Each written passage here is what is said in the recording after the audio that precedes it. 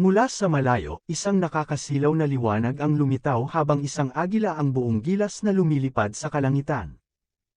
Sa paanan ng bangin, 3 tao ang namataan, at isa sa kanila'y tila nasa panganib.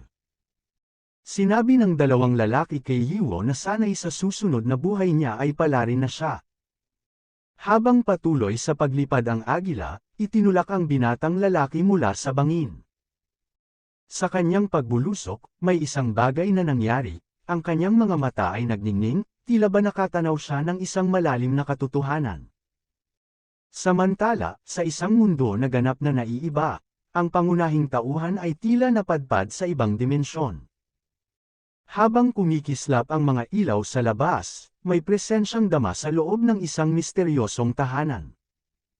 Isang estatwa ang itinuring na banal, isang lugar ng pagsamba para sa mga tagasanay ng espiritual na lakas.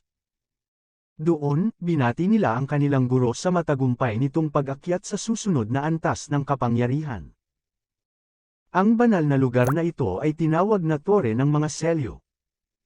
Isang nilalang na tila espiritual na hayop ang nagsabi sa guro na hindi ito gagamitin at na sila'y babalik sa Tore.